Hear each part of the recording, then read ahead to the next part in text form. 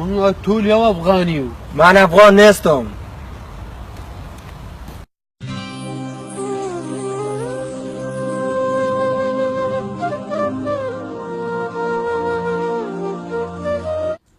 خب شکر که بخیر آمدی اروپا. زنده باشی. خوش شدیم که بخیر رسیدی. تشکر.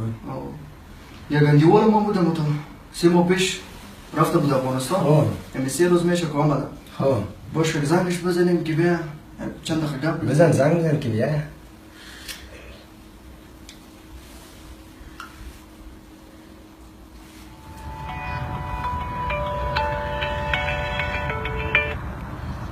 الو سلام علیکم. خانه جوړه بخیر تکړه. شکر الله. چیرته؟ راشه دلته پورته راشه. د افغانستان یو نوی ملګری هم راغلی ده. څو شېبې به کې نو ګپ ولګو. سید درعلم ښه درځم حتما دا اوس درځم زه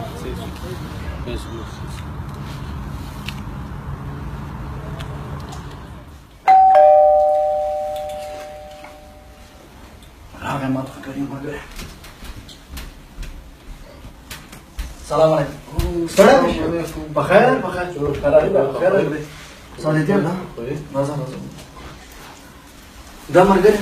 سلام علیکم. بخیر. دا ملګری نوی د افغانستان راغلی. او فارسي وایي پښتو مو دې نه پوهېږي. زه خپله هم جدا 3 ورځې مخکې ما ته تلم دغه 2-3 ورځې کېږي زه مې راغلی ما وایي راغلی.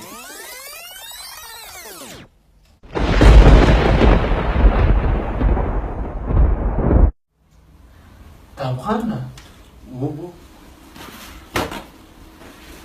دا لږ ما لیدلی و کابل کې او په سینه غاړه ټومبلي وه چې زه افغان نه یم او افغان پښتون ده.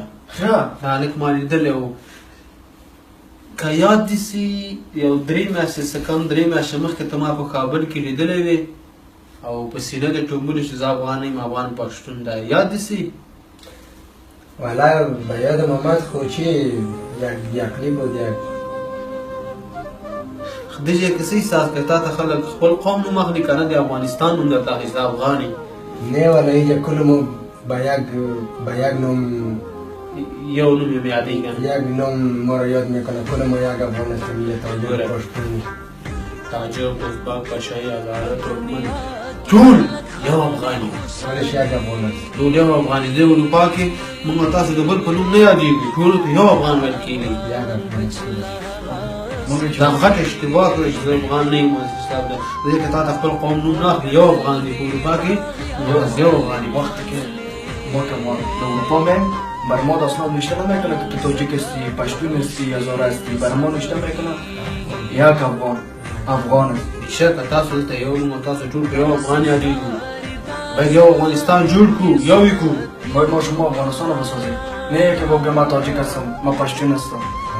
یو افغانستان یو وطن یو قهرمان باید یو وطن جوړ کړو. هلته چې قومو باندې شروع کړو بس نور ګډوډ کړو. څه احساس درځي اشتباه دې کړې څه غلطي ملتي درځي یاد دې سي چې هغه غلطي دی او که صحیح ده. والا مجھے نہیں فهمیدیم ما غلطی خود 100% یک کس که مدار کلشان باید خودش احساس کنه که والا اینجا پشتون تاجیک و هزاره و ازبکی نیست خودش یک افغان است و یک افغان